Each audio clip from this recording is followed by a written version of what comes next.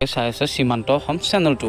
এই ভিডিঅ'টো 2022 বৰ্ষত যিসকলে প্ৰধানমন্ত্ৰী আৱাস যোজনা যি ইতিমধ্যে নৰেন্দ্ৰ মোদীৰ চৰকাৰৰ তৰফৰ পৰা হিমন্ত বিশ্ব শৰ্মাই ইতিমধ্যে ঘোষণা কৰিছে যে প্ৰায় 5 লাখ দৰিদ্ৰ পৰিয়ালক তেওঁলোকে ঘৰ দিয়াৰ ব্যৱস্থা কৰিছে, প্ৰধানমন্ত্ৰী আৱাস যোজনাৰ অন্তৰ্ভুক্ত হৈছে। তো আপোনালোকে কেনেকৈ চাব পাৰিব আপোনালোকৰ ঘৰৰ লিষ্টত নাম আছেনে নাই, আপোনালোকে কেনেকৈ চেক কৰিব, মই এই ভিডিঅ'টোত আপোনালোকক সবিশেষ জনাই দিম A to Z।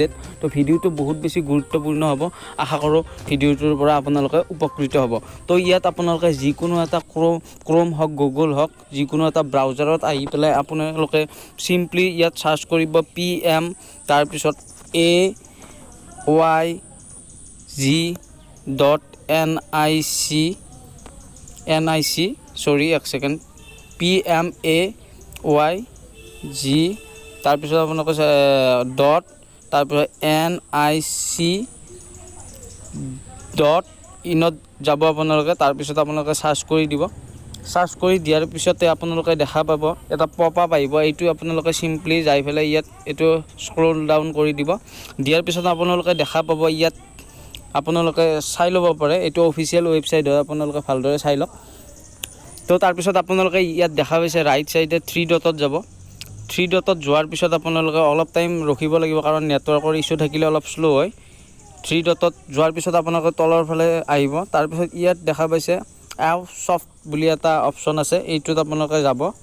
যোৱাৰ পিছত আপোনালোকে ইয়াত তলফালে স্ক্ৰল ডাউন কৰিব। কৰাৰ পিছত আপোনালোকে ইয়াত দেখা পাইছে ৰিপৰ্টত যাব আপোনালোকে। এইটো ৰিপৰ্টত যোৱাৰ পিছতে আপোনালোকে ইয়াত আৰু তলৰ ফালে আহিব। অহাৰ পিছত আপোনালোকে দেখা পাব ইয়াত গোটেইখিনি প্ৰচেছ, আপোনালোকে গোটেইখিনি সুবিধাই পাব এইটো ৱেবছাইটত। তো তাৰপিছত আপোনালোকে আহিব তলৰ ফালে ABC এনেকৈ দি আছে, আপোনালোকে ডাইৰেক্ট নম্বৰ যিটো আপোনালোকে SECC ৰিপৰ্ট বুলি আছে তাৰে 8 নম্বৰত আহি পেলাই আপোনালোকে তাৰে তলত আহিব। তাৰে তলত আহি পেলাই আপোনালোকে আৰু দেখা পাব ইয়াত মই দেখাই আছোঁ আপোনালোকক গোটেইখিনি, আপোনালোকে চাই থাকক ভিডিঅ'টো। তো আপোনালোকে ইয়াত দেখা পাইছে নম্বৰত যিটো আছে এইটোত আপোনালোকে নম্বৰত আপোনাৰ 4 নম্বৰ যিটো কেটেগৰী ডাটা ৱাইজ এইটোত আছে।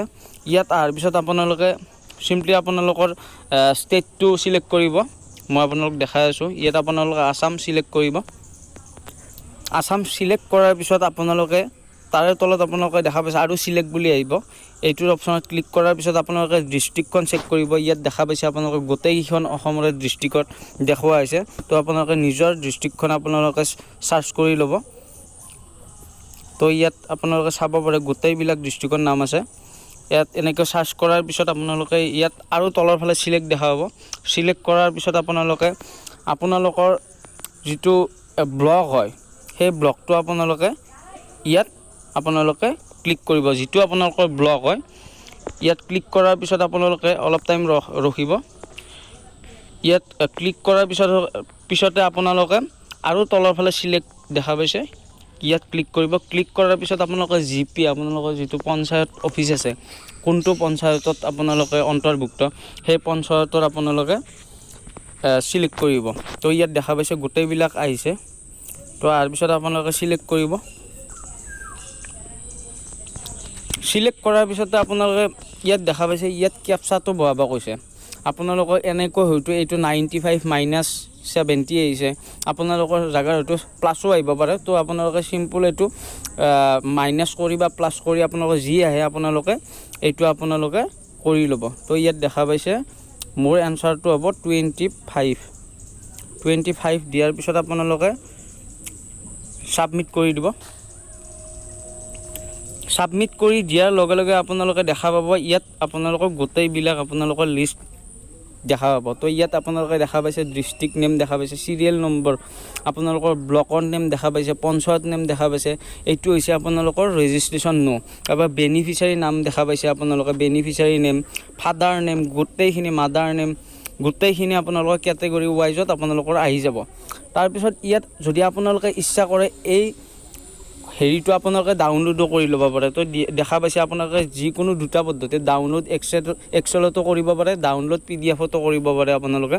তো আপোনালোকে গোটেইখিনি ইয়াত চাব পাৰে আপোনালোকৰ লিষ্টত নাম আহিছে নে অহা নাই, আপোনালোকে বা আপোনালোকে ইয়াতকৈও অধিক জানি ল'ব বিচাৰে, ধৰি লওক আপোনালোকৰ ফটো ID সহকাৰে আপোনালোকৰ বেংকৰ ডিটেইলছ বা পইচা সোমোৱাৰ ডেট কোনদিনা কি আছে যদি আপোনালোকে চাব বিচাৰে, তেতিয়াহ'লে আপোনালোকে চিম্পল ইয়াত দেখা পাইছে আপোনালোকৰ নামৰ এগেইনষ্টত, ধৰি লওক এইটো আপোনালোকে দেখা পাইছে অচ্যুত বৈশ্য, মই যদি তেখেতৰ চাব বিচাৰোঁ তেতিয়াহ'লে আপোনালোকে ইয়াত দেখা পাইছে ৰেজিষ্ট্ৰেশ্যন নোট আপোনালোকে এইটোত যাই ক্লিক কৰি ধৰিব। ক্লিক কৰি ধৰি লোৱাৰ পিছত আপোনালোকে কপি লিংক এড্ৰেছ আপোনালোকে কপি কৰি ল'ব, নহ'লে আপোনালোকে বহীত নোট কৰি ল'ব।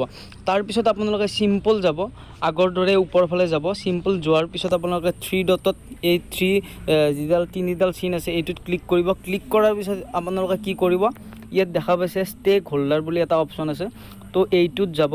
এইটোত যোৱাৰ পিছত আপোনালোকে ইয়াত দেখা পাব তলৰ ফালে, মই দেখাই দি আছোঁ আপোনালোকক। ষ্টেক হোল্ডাৰত যাব। ষ্টেক হোল্ডাৰত যোৱাৰ পিছত আপোনালোকে দেখা পাইছে IAYPMAYG বেনিফিচিয়াৰী, আপোনালোকে এইটোত গৈ আপোনালোকৰ বেংকৰ ডিটেইলছ ফটো ID সহকাৰে আপোনালোকে চাব পাৰিব। তো এইটোত যোৱাৰ পিছত আপোনালোকে বিশেষ একো নাই, তাত আপোনালোকে ক্লিক কৰাৰ পিছত আপোনালোকে সেইটো আগৰটো মই যেনেকৈ কপি কৰিছিলোঁ সেইটো জাষ্ট পেষ্ট কৰি দি ছাবমিট কৰি দিয়াৰ পিছতে আপোনালোকে গোটেইখিনি ফটো ID সহকাৰে আপোনালোকে দেখা পাব। তো ভিডিঅ'টো এইখিনি আছিল। যদি ভিডিঅ'টো ভাল লাগিল তেতিয়াহ'লে এটা লাইক কৰি দিব আৰু এই চেনেলটো ছাবস্ক্ৰাইব কৰি দিব। ধন্যবাদ। জয় আই অসম।